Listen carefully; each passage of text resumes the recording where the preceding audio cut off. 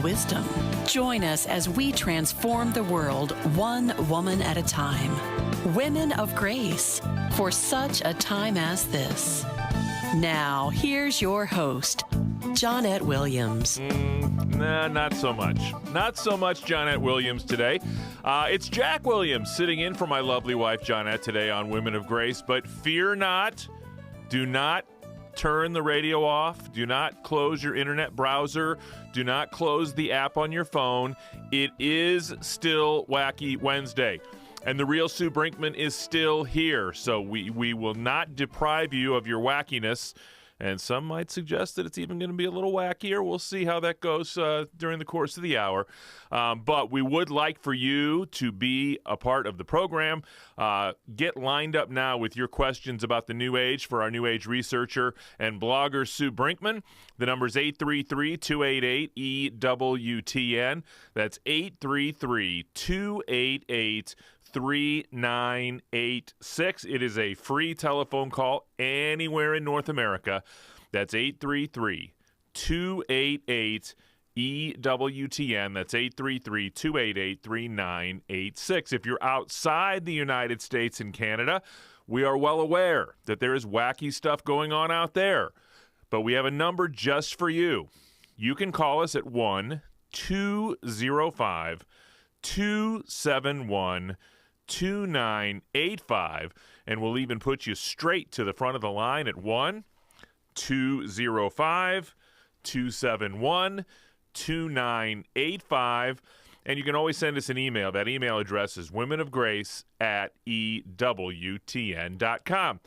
As I said, I'm Jack Williams, sitting in for Johnnette. Michael McCall producing the program. Your call screener is Matt Gubensky, and Pedro Quiles is Pedro Quiles is handling our social media efforts. So if you're watching us on YouTube or Facebook Live, first of all, my apologies that you have to look at me instead of looking at Johnnette. But you can leave a comment there in the chat window on either of those two platforms, and it may find its way to us by the end of the program. I want to get you caught up to date on some of the goings-on at Women of Grace, because even though I'm not a woman, real men listen to, watch, and help facilitate Women of Grace radio programs, as it turns out. Tomorrow night, an evening of grace. Morning of Grace was held yesterday, but for those of you who are not available in the mornings, they give you two opportunities, and tomorrow is opportunity number 2. It's the evening of grace, where you can get together with WINS. It's an absolutely free online event, and all of these events that I'm about to tell you about, the details can be found at womenofgrace.com. Right on the top, if you just click on the events tab, it'll take you to a chronological list of everything that's going to be going on at Women of Grace. So this is just one of those wonderful opportunities for all of the members of this sacred sisterhood, for you all to get together, to share things that you've been dealing with. There'll be a topic, I think, that will be presented on, and maybe we'll have the real Sue Brinkmann give us a little update on what those evenings and mornings of grace look like when she comes on the program in a little bit. But that will be tomorrow evening, and I don't see the time here exactly.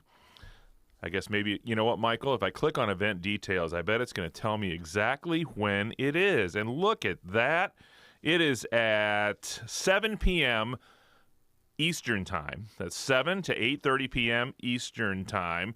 Linda DeGonzaga, that's fun to say, and Denise McCain, two fabulous women of grace, will be heading things up. The cost, as we said, is absolutely free, and we encourage you to join them for that. Here's a really neat event. Our daughter and son-in-law, who live in the Fort Lauderdale area, during the pandemic, the Archdiocese of Miami closed all the parishes, and our son-in-law found a Maronite parish that remained open during the pandemic. So they and their then 7, now 8 children started attending that parish, and when the pandemic subsided, they had become so much a part of that community that they just continued to go to that. So we've forged a great friendship with Core Bishop Michael Thomas, who is the pastor there, and he, with the help of the bishop of the, I guess, kind of the eastern half of the United States, the Eparchy of St. Marin of Brooklyn, he is in Brooklyn, is hosting an event at the St. Charbel Spiritual Life Center. And that event is going to take place on April 25th. That's April 25th. And I'm looking for where this center is actually located, and I'm not seeing that. Here it is. It's in Pittsburgh. Well, that's why she's so excited about it. She's going back to her home and native land, Pittsburgh, Pennsylvania. All the details, the schedule and everything, if you just click on more details, everything there. But it's going to be Friday evening, April 25th, Saturday, April 26th. So if you are in the Pittsburgh area, or if you are in the Ohio area just across the border, or the West Virginia area, it's kind of a little tri-state region right there. Or if you're, further in-state, east in the state of Pennsylvania, in the Commonwealth of Pennsylvania, we would encourage you to check this out. It's going to be a great opportunity. And if you've never been to anything having to do with the Maronite liturgy, it's really a beautiful opportunity for you to join in on the eastern lung of the Catholic Church. Benedicta, the Benedicta Institute for Women, an online immersive is coming up here in the spring. And it's going to be overseen by the spiritual director is Bishop William Walterscheid from Pittsburgh, also an auxiliary bishop from Pittsburgh. And it is going to be presided over by Dr. Donald Wallenfang, who is the academic advisor for the Benedicta Institute, and that's going to be the week of May 5th. There's going to be a big one-day event coming up on June 7th that you can check out in the details there. There's actually a phone number to call there. There's going to be a special Haitian and Creole track. I think this is also in Pittsburgh, if I'm not mistaken, at St. Andrew the Apostle Parish. So a couple times that Johnnette's going to be in the Pittsburgh area, so you have no excuse for not checking those out. But really, the big one every year is the big retreat at Malvern in the summer. It's going to be the end of July, as it normally is. It'll kick off with a Benedictine Enrichment Seminar on July 24th. That will be led by Dr. Wallenfang. He'll be there at the event. And then the Women of Grace Retreat, which will be on July 25th and 26th, will feature Johnnette, Dr. Wallenfang, Bishop Walterscheid. Kitty Cleveland is going to be there. She's got a great story. And then they'll have music from the Living Praise worship team. There will be a Young Women of Grace event in conjunction with this at Malvern. That will be on July 26th on that Saturday all day from 8 to 6:30 p.m.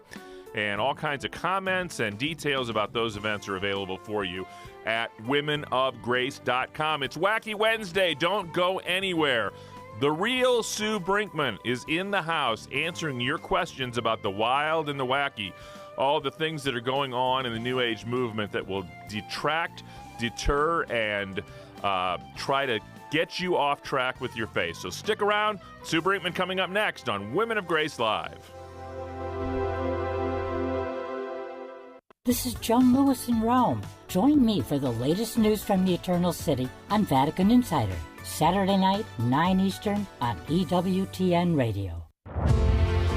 Pope Francis tells us becoming a priest or a man or woman religious is not primarily our own decision. Rather, it's the response to a call of love. Do you feel as if God may be calling you to religious life? If so, contact a religious order faithful to the magisterium or your diocesan vocation. For information on the priesthood or religious life, visit EWTN.com/religious life today. Hi, we're Greg and Jennifer Willits from RosaryArmy.com.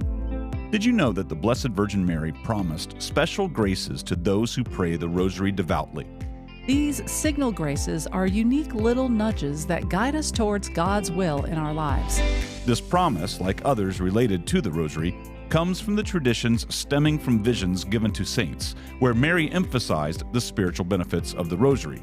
Imagine receiving signs in your daily life that help clarify your decisions and strengthen your faith.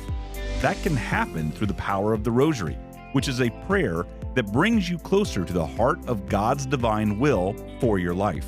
Whether it's a sudden insight during prayer or a sense of peace when making tough choices, these graces are ways Mary helps us navigate our spiritual journey to greater closeness with her Son, Jesus. Visit RosaryArmy.com to learn how to pray the Rosary and to request a free all-twine knotted rosary to get started. Live truth, live Catholic. This is EWTN Radio. Another free ebook from EWTN is Pray the Most Beloved Marian Novenas. It features novenas to the Blessed Virgin Mary that remind us of her love for her spiritual children. Visit EWTN.com/Annunciation today.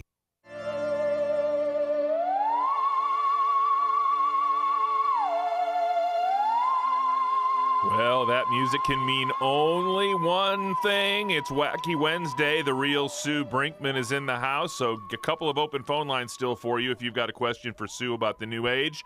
833-288-EWTN. That's 833-288-3986. I want to tell you about the prayers. You know, we cover every base when it comes to your Catholic faith here at EWTN, and we offer a variety of prayers for all your spiritual needs, and you can find them on our website at EWTN.com/pray. Without further ado, the real Sue Brinkmann, live and in living color, for those of you that are watching on YouTube or Facebook Live. And Sue, I know the last time that you were on live, we were unfortunately preparing for a threatened Black Mass that was going to take place, I believe, in Kansas City. And you have an update on those proceedings. Well, that was a disaster, Jack. Thanks be to God. It did take place, though. It did take place. It was hosted by the Satanic Grotto, a man by the name of Michael Stewart, and he held the Black Mass on the eastern steps outside the Kansas State Capitol. This was on the morning of March 28th. It was a Friday morning. He wanted to do it inside the Capitol, and at first had the permit to do that, and so many people complained to the governor that she said you can't do it in there, but you can only do it outside. So it's still on state grounds, which still means it's an issue there. It looks like the state is supporting what happened on the steps, which was horrible.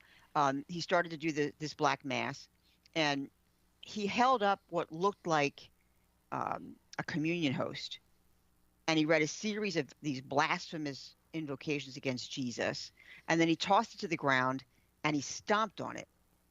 And a counter-protester, there were hundreds of Catholics there who were counter-protesting peacefully, but they were there. And he broke through the barriers, this counter-protester, and snatched up the host and attempted to eat it. And then he fell on it. So he fell to the ground. Well, Stewart, the Satanic Grotto guy, proceeds to punch the protester. And then he sat back on the steps, and you could hear him in the background yelling out, "Hail Satan," as police are detaining this man. So the police take this man away. Stewart then decides, I'm going to go inside the Capitol building. Now, he goes into the building because he had intended to dedicate the building, the Capitol, the state, to Satan. He wanted to do that. But the governor, of course, said, no, you can't do that. Well, he goes in. They greet him at the door, and they say, listen, you can't perform any rituals here. And he says, well, I'm not going to do a ritual. I'm just going to come in here and just like a regular citizen. So, of course, Satan's a liar, right, Jack? He's a liar. As soon as he gets in there, he decides to read the dedication prayer to Satan. And another protester named Marcus Schrader, he tries to rip the paper out of Stewart's hand. Stewart responds by punching Schrader in the face. He had to then be tackled to the floor by law enforcement, who promptly arrested him and took him into custody. So the head of this Satanic Grotto ended up going out of there in handcuffs.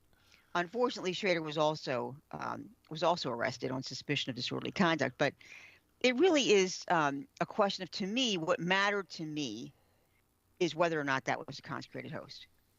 And it doesn't appear that it was, Jack. I'm happy to report that, according to the Catholic Register, he boasted, the Satanic Grotto and Stewart boasted online that this was a consecrated host and that they also had consecrated wine for the ritual.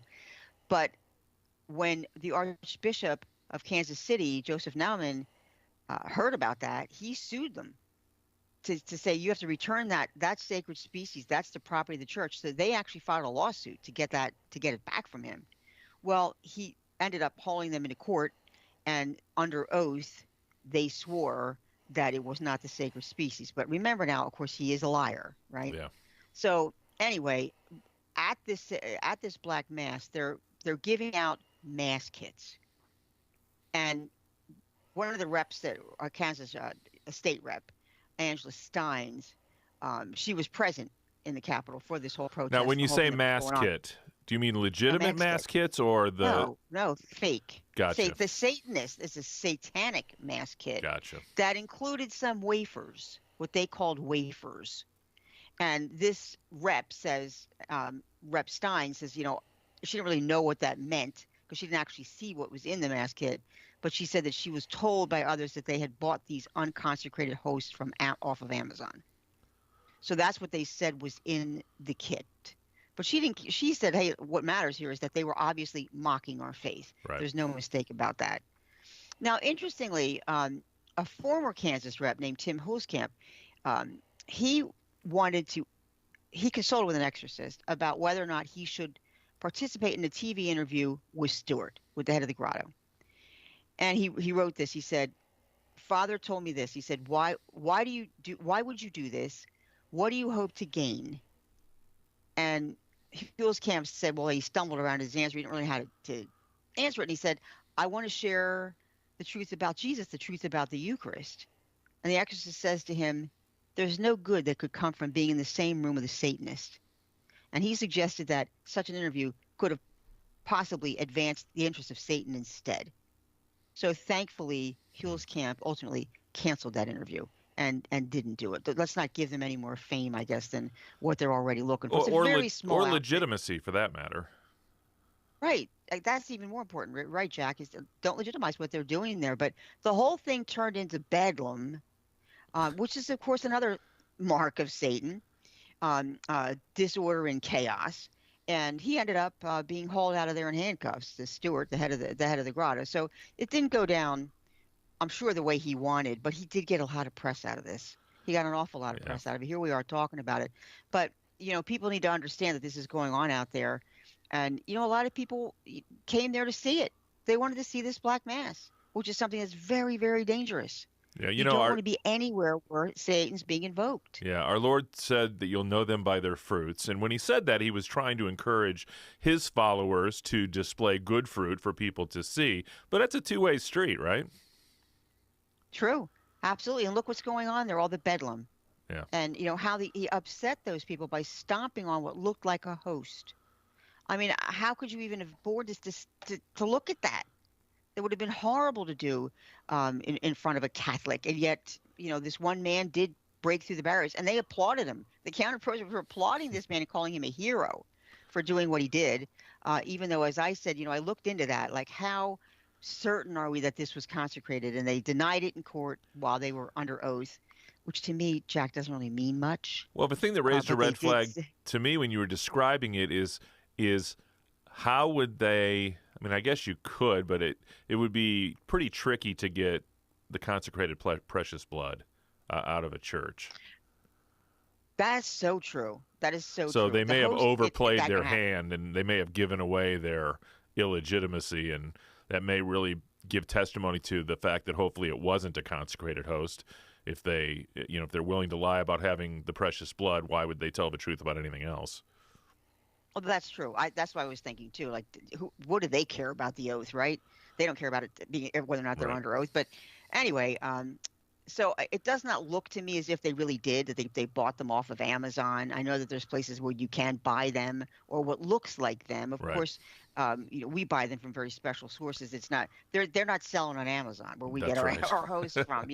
So that part of it, I called into question whether or not they actually had that. But even so, to even do it in mockery in front of Catholics is just wrong. It's just wrong. You can't tell me that that's protected speech. It's not protected speech. That's absolutely mocking people's religion, and that is not. I mean, how far do you think protected someone would have speech. gotten on the state capitol steps if they've been mocking the Quran? Yeah, really. There would have been a fatwa issued like 2 seconds after they started that ritual, and they would not have gotten away with that at all. Of course, they're not going to do that. They're going to pick on Catholics because they think that they can. But yeah, so this ended up not being, I'm sure, what they wanted it to be. I don't think they finished any of their rituals because the Black Mass, of course, was interrupted when he was holding up that this host or supposed host and then stomping on it, and then it stopped. From that point on, it stopped. You just see in the videos, you just see Stewart sitting down on the steps yelling out, "Hail Satan, hail Satan," but that was all. So he never really did finish that mass. Then he decides, well, I'll go inside and I'm going to do this dedication and lie my way through the guards at the door, which is what he did, and then starts the ritual. But once again, somebody stops him, rips the paper out of his hand, and they get into a fight, and he ends up getting hauled off in handcuffs. So he did not complete it. From what I have read about it, many, many different sources, and I have, I think, 4 or 5 different sources in this article for where I went for this information, and I didn't get from anywhere that he completed anything. I don't think he completed the mass, and he didn't complete the dedication inside the building. Some of his followers tried to complete that dedication in the building, but they were also escorted away before they could do it. So I don't think it wasn't a success. It seems like all of these events end in futility, don't they? Yes. The one up in Harvard, that ended up getting thrown off of Harvard, and it was conducted in a bar somewhere in Boston, and hardly anybody went to it. The whole thing was a mess. But what they're doing is they're claiming that they're not really worshiping Satan. They're just, trying to protest religion in general. They're atheists. They don't want to believe in that. They don't want our beliefs to be all over our country and our cultures and our customs. They don't want that. This is what they claim they're really going after. But don't tell me that and then sit on the steps yelling, "Hail Satan," mocking the church, throwing around wafers and calling them consecrated hosts. These are people who are serious about what they're doing, blaspheming Jesus. And you can actually listen to that if you want to. There's videos of it, of him actually blaspheming him. And, holding up his arms to heaven and blaspheming Jesus Christ. And it's just, to me, the whole thing is wrong. But you're seeing them more and more often, Jack. More and more often, these black masses are coming out, and people are wanting to go sometimes out of curiosity. But I know in one of the last ones, I think it was in Oklahoma City, an exorcist came out and said, you can't go there even out of curiosity. To even be in the place where Satan is being invoked, he's going to come. And if you're not in a state of grace, you're open game. You're open game just being there. Satan doesn't care what your intentions are. He could care less about that. He only works in the objective, never in the subjective. The fact of the matter that you're there at a black mass gives him permission to assail you in whatever way he wants. So, you have to be really, really careful about this stuff. You don't play around with Satan. He's not who he's being presented to us by Hollywood, right? They don't know who Satan is. They present, in these movies about exorcism, they have the priest cowering in the corner. That's not the way it works. It's the other way around. It's the demoniac that's cowering and trying to get away from the priest who is in persona Christi. So it's the whole thing, I think, is getting a little out of hand, Jack. I really think it is, with these black masses. And I'm happy to report that this one really did not come off the way I'm sure the planners wanted it. If they really did want to invoke Satan and dedicate that state, they were unable to do it. And it was the counter-protesters that stopped them, and they were willing to actually be arrested. They didn't do anything violent, but they did attempt to stop it. Catholics don't want to have to deal with this. Yeah, no, exactly. And I think that the culture and the climate are ripe for these sorts of things because we have completely abandoned the willingness or the ability to have civil discourse about anything. Oh, that's so true. Everybody they're into division, which again is another hallmark of Satan. That's right. Dividing people. Nobody can talk anymore. I learned so much, Jack, by the people who write to us, and some of them write to us angry at the positions that we take. say about yoga and then different things of the we're not really trying to invoke Satan. We're just sort of, fooling around. We're just playing like Charlie games or Ouija. It's just a game, and they get mad at us and they'll even say things to me such as, you're why I left the church because of the stuff that we blog here about, and you're why I left the church. And I oftentimes, if I feel led to do so by the Lord, I will engage them and talk to them and try to explain to them why we take the position that we take and that we are looking out to protect people from harm. Because a lot of times they're not getting information. Nobody talks about this. This is one of the reasons I think that people love this show so much. It's one of the few places that you can go to and ask questions like this where you're not going to be laughed at or shut down. We welcome those questions here, and we will answer them because it's so prevalent in our society. Our entertainment is just flooded with the demonic, and they make the demon seem like, your best friend next door. They don't present him in the way that he truly is. They have no grasp of what a preternatural being is. They have no concept of the powers of Satan, and yet they're out there leading, most often it's young people into thinking it's okay to dabble around in Ouija boards and different occult practices. Tarot is so very, very popular right now, especially with young adults who have college degrees, young adults who have master's degrees are having their tarot read.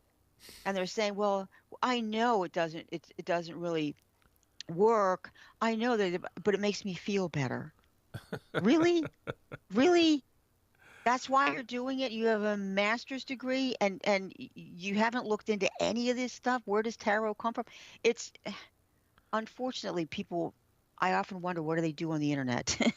You can find anything out in just about 3 seconds. In a click of a mouse, you can find this stuff out. It's not that hard. It's just that you have to want to do it. Well, and some of these things are so outrageous that really you don't need to do much more than restate what they've presented to you and just ask them, I just want to make sure I understand this. Are you saying that, and when they hear themselves repeat it back sometimes, they realize how ridiculous it sounds. Absolutely. And there's a reason it sounds ridiculous. It's ridiculous. It is ridiculous. It's exactly right. It is ridiculous. It is. But a lot of times they don't know that. That's why I feel so bad, They're all into this energy and all this. The energy doesn't exist. And you're paying all this money for stuff like Reiki and that. And there is no such thing as that energy. Yeah. So you're being ripped off. So in many ways, I think what we do here at Women of Grace by informing people about this is we're protecting the consumer as well, to stop wasting your money on this stuff that really doesn't have any science behind it. Absolutely. We want to hear what you have to say about all of this, and if there's something that you're a little unclear of, have I wandered too far in one direction or the other? Sue Brinkmann is here at your disposal to answer those questions. Straight ahead, we're going to talk to Edison in Columbus, Ohio, and we've got plenty of time for your phone calls as well. The number is 833-288-EWTN. That's 833-288-3986. It's an absolutely free telephone call anywhere in the United States and Canada. 833-288-3986. Pick up the phone and give us a call. It's Wacky Wednesday. We're talking about the weird and the wacky things out there in the new age in our culture with the real Sue Brinkmann on Women of Grace Live.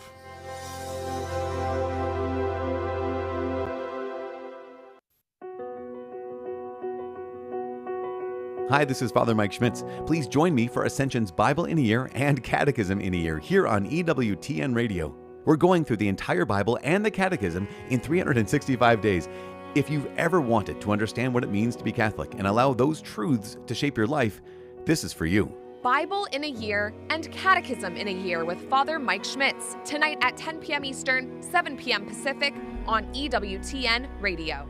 Here's another EWTN Real News Minute. The year 319 A.D. Arius, a popular priest in Alexandria, proposes a new doctrine. He argues that the only real God is God the Father. In 321 AD, a council of bishops condemn Arianism as a heresy, and Arius is ostracized. The Emperor Constantine I convenes the Council of Nicaea in 325 AD. The council again condemns Arianism as a heresy and proclaims the truth that God the Father and God the Son are of one substance, and that Jesus is true God and true man. Constantine orders the Bishop of Constantinople to give Arius Holy Communion and to accept him back into the church. However, just before receiving the Eucharist, Arius collapses and dies, and with him dies the heresy of Arianism. EWTN has its own official YouTube channel with tens of thousands of videos covering just about every conceivable topic of interest to Catholics. And best of all, it's free. When you go to YouTube, search EWTN. I'm Deacon Harold Burke-Sibbers. Join me for Beacon of Truth today at 4 p.m. Eastern. On the next Beacon of Truth, we start celebrating Palm Sunday and looking at Soulful Psalm 78. Now back to Women of Grace with Johnnette Williams.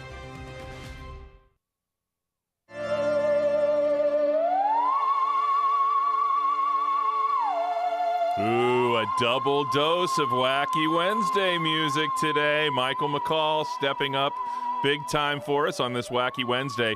Some open phone lines for you at 833-288-EWTN. Pick up the phone and give us a call at 833-288-3986. We are giving you unfettered access to a New Age blogger from a Catholic perspective, the real Sue Brinkmann.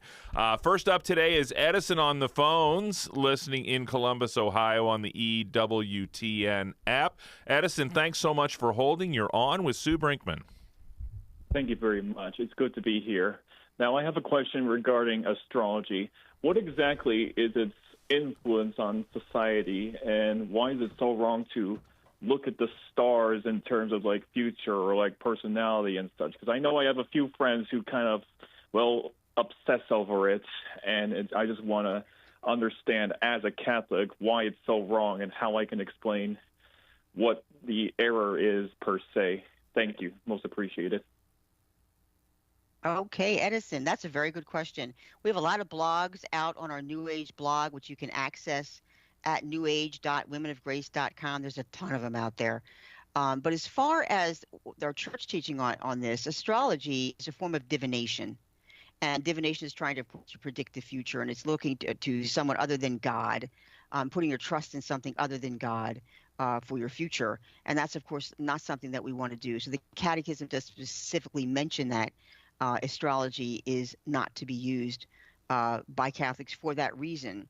So as far as do they impact us, the short answer to that is no, they don't at all. And I have a blog up here dated 2023, Do Planets Affect Humans?, which does get into a lot of the science behind this. But in short, Edison, the planets are simply too far away to affect anything on Earth here other than some weather.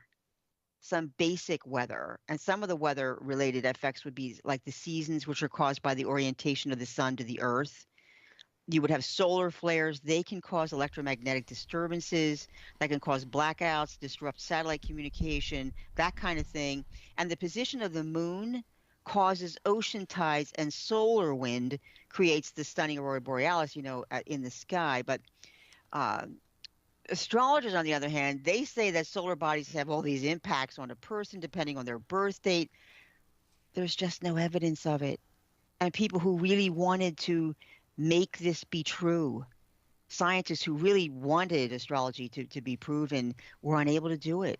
Scientifically, there's just nothing to that whole theory because of the fact that the planets are simply too far away from us, too far away.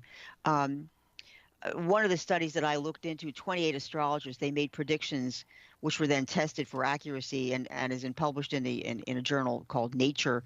Researchers found that the astrologers could do no better at predicting the future than random chance. Random chance. There was also one, a man a French scientist, who desperately wanted to prove that astrology was right.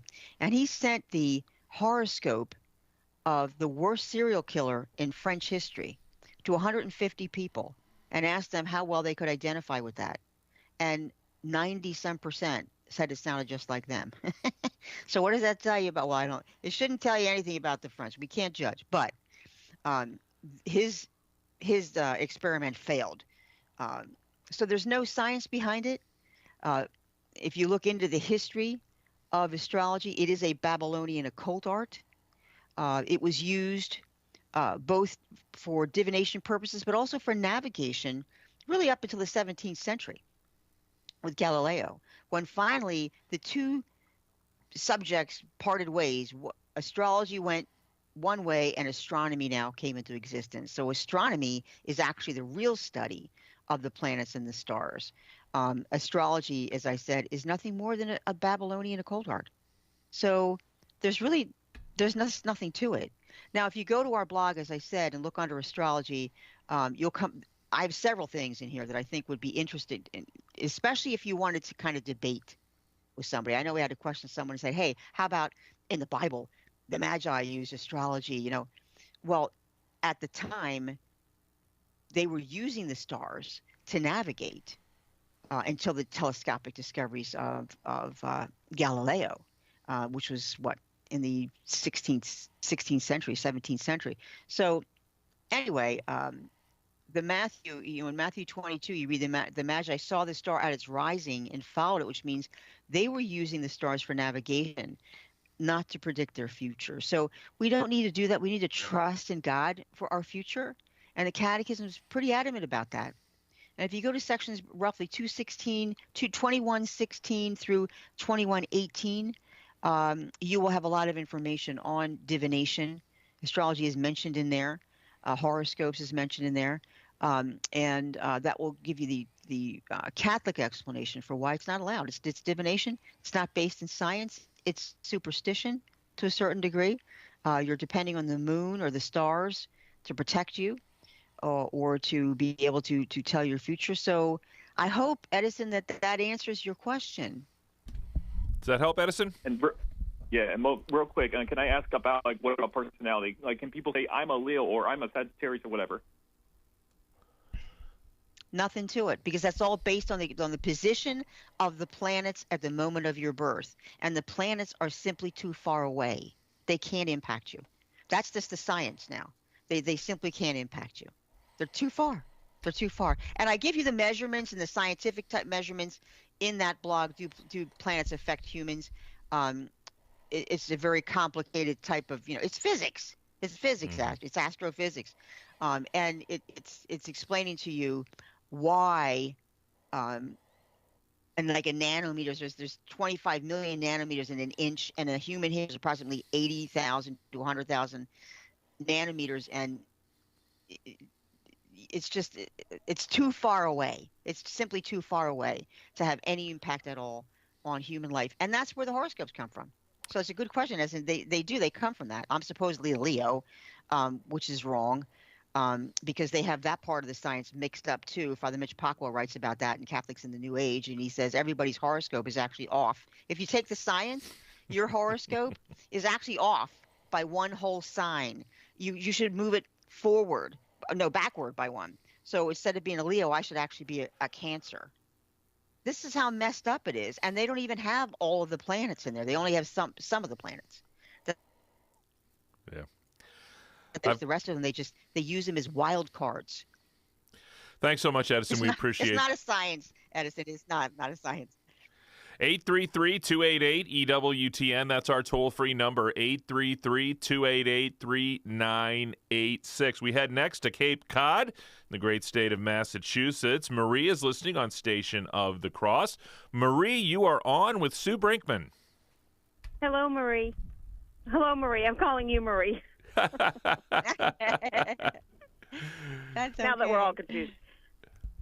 So I have a question, and this has to do with Reiki. And I just heard you say, I'm just driving in the car, and you had mentioned that, there's no energy here. Do not buy into this. if there is nothing, and we're doing a service. Now, I have a question, and granted, I've been to confession and I've, released all of this. But years ago, I went to a Reiki session with this one. Oh, she was the best, blah, blah, blah. So I go, and I'm not going to go through the whole thing. So she does the whole ritual. She doesn't touch you.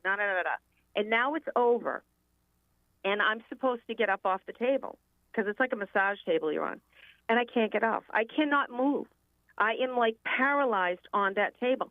And I said to her, I can't move. And I was not at all afraid.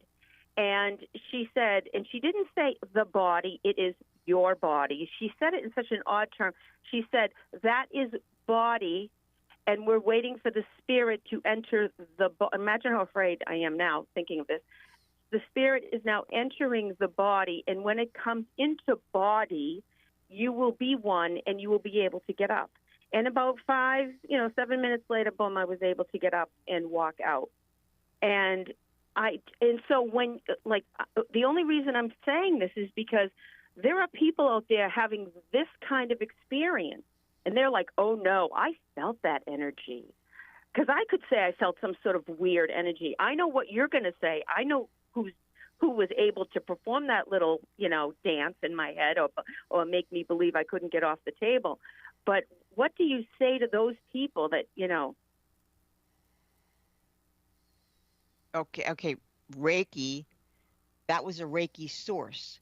They're calling upon a spiritual entity, and they channel it. That's what the Reiki source is. It's a spiritual entity, and they're channeling that into you. So you're, in essence, being possessed by some sort of an energy. And I'm not talking possession like satanic, but that's what they're doing. They're channeling this energy into you is what they're doing. That practitioner serves so that practitioner who's touching you is possessed. Let's put it that way. And they're channeling this into you. And you're laying there and it is coming into you. But that's not an energy. It's an entity, not an energy. Two different words. It's an energy. It's an entity. It is not energy. Why do we say that? Because that energy doesn't exist. It doesn't exist. It's never been substantiated to exist. You might think you feel things. A lot of that's placebo. That you're feeling an energy. I feel a tingling. I feel a warmth or something like that. That's not unusual. People will say things like that. That has no bearing on whether or not that was an energy. You have to really, before you can say that, prove that it was an energy. And thus far, people who do Reiki and Reiki masters have never been able to prove that in a laboratory setting. No one has been able to prove that. Acupuncturists can't prove that they're manipulating this energy in the body through these meridians. They've never been able to prove it. No one can prove it because it isn't there. It's not there. Physics is a very exact science. And if it's possible, if there is some sort of an energy that can be manipulated in some way, that energy would then have to be measurable. And it simply is not. It's not there. So what came into you, what happened to you, Marie, that is really scary. I will admit, that's scary what happened to you, that you couldn't even get off the table. You were being paralyzed by whatever spirit this channeler was connecting you with up there. And you were just being played with by that spirit. And he knew he was going to make a great impression upon you by doing that sort of thing.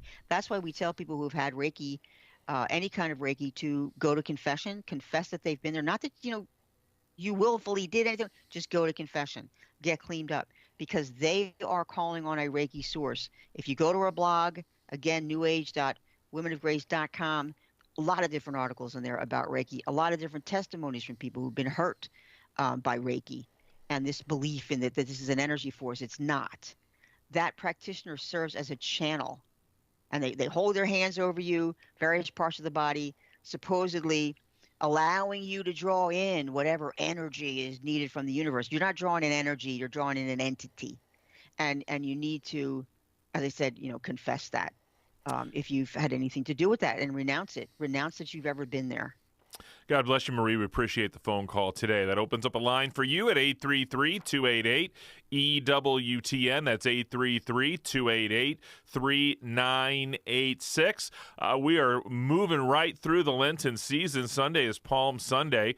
And coming up on this Sunday, April 13th, we have Palm Sunday meditations for you with our old friend, Father Benedict Groeschel. Spiritual master Father Benedict Rochelle offers a series of meditations to help prepare us for this special time that's coming up, the greatest of all the feasts. That's Sunday afternoon, this Sunday, 4:30 Eastern Time, right here on EWTN Radio. Next up is Angela in New Rochelle, New York. She is watching us on YouTube today. Angela, thanks for holding. You're on with Sue Brinkmann. Thank you very much, Jack. Hi, Sue. Hi, how are you? I'm doing very well, thank you. I want to start out with a compliment to you, and then I'll go into what I wanted to discuss. I'm very grateful that you are on this channel, and you have this program, Wacky Wednesday, and I'm going to tell you why. This program allows me to help people that don't understand the difference between the occult and becoming holy. Let's put it that way. In the faith. Okay. They don't understand. And I give them that mercy because there was a time I didn't understand.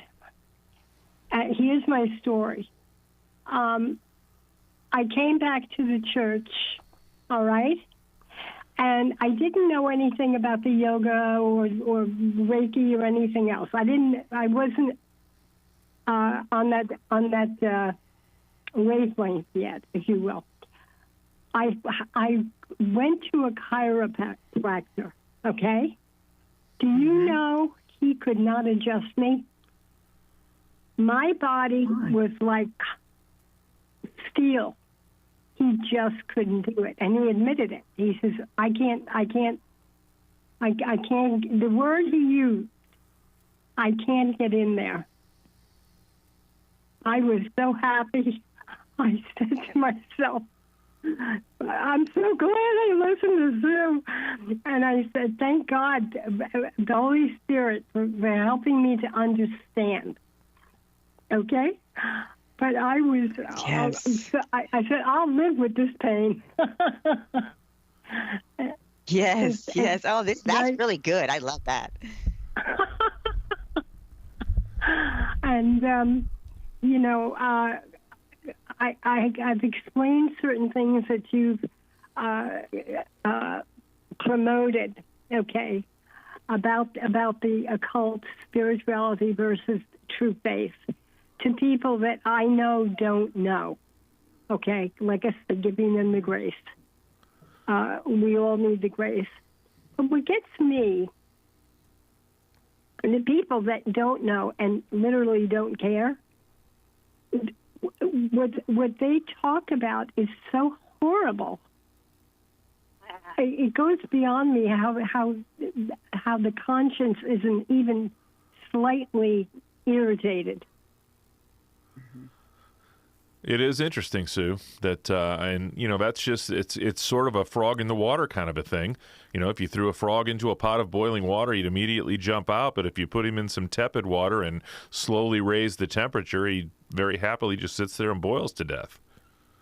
And doesn't the evil one do that so much in our society? Starting out with these books. Oh, it's just fiction. Let's read a little bit of Harry Potter.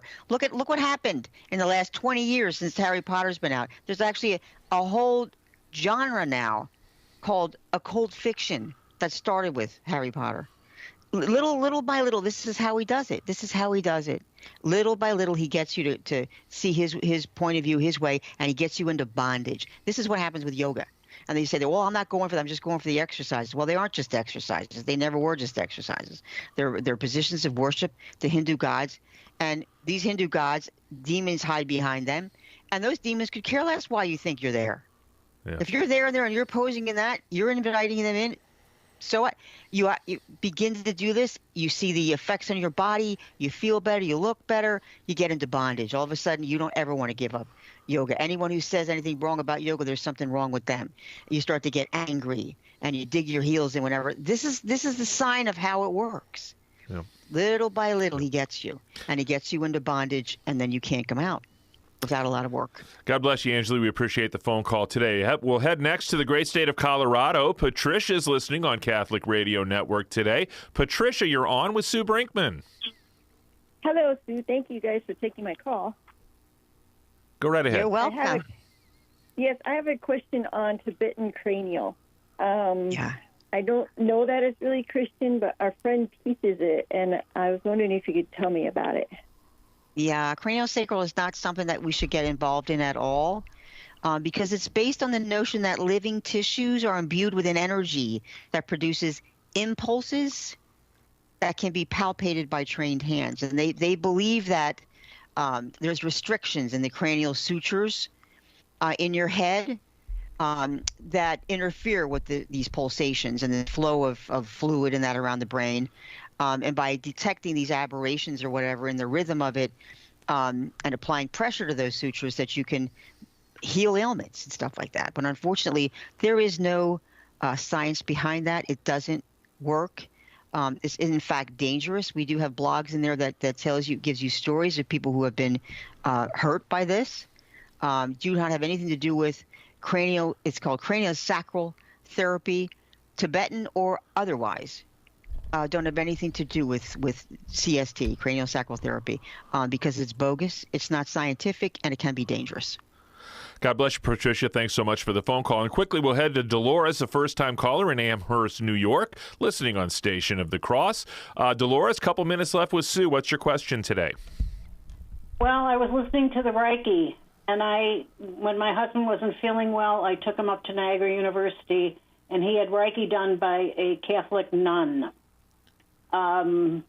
People warned I'm not surprised about it, but knowing who was administering to him, I had complete faith. I also experienced resting in the spirit, where the last caller or one of the callers said that when she went for Reiki, she couldn't get up from the table, aware of everything that's going around. Well, resting in the spirit, same experience that I've had. You know what's going on around you, but you can't move. Comparison, please, your understanding of both. Yes, that's a very good question. I thank you for giving that, Dolores. We didn't get to ring the bell, though, for your first-time caller, and I happen to have one of the bells. Oh, there you go. I'm ringing that for you right now. I've got one of the bells. But that's a great question. It's the source. That's what when resting in the Spirit has all to do with the Lord and the Holy Spirit. Reiki has to do with the Reiki source, who is this entity that they don't name, other they just call it the Reiki source. This is how they refer to it, which of course we know is a demonic entity. So that's the difference. When you compare the two, one is completely and utterly surrendering to God and the Holy Spirit and resting in the Spirit, and the other one is surrendering yourself to a practitioner who's channeling an entity named the Reiki source into you. That's the difference between the two. One is obviously the Lord. The other one is obviously not the Lord. So that would be the difference. Does that help you, Dolores? Yes, next question, if I can ask. Yoga. You had mentioned about yoga. I also took yoga, and I went to the Catholic Church here in the area, and we did yoga, and in the background was the rosary. Yeah, they'll mix those up sometimes, won't they, Sue? Yeah, they do it. Some of them are okay, like Soul Core and PH Fitness, they are okay. They do look like yoga, but they're not. But if this said it was yoga, then that's a problem there. We are just flat out of time. Thank you, Sue Brinkmann, for being so gracious with your time, as you are every Wednesday. She'll be back again next week. And Johnnette, thanks be to God for all of you, I'm sure, are thankful that Johnnette will be back tomorrow with you live on Women of Grace. On behalf of Sue Brinkmann, our producer Michael McCall, call screener Matt Gubensky, and our social media maven Pedro Quiles, thanks for tuning in. God bless. Another great podcast on EWTN Podcast Central is Outside the Chapel. Father Rob Galea and co-hosts Alyssa and Justine study the weekly readings and break them down into layman's terms, showing you how they are relevant to our life today.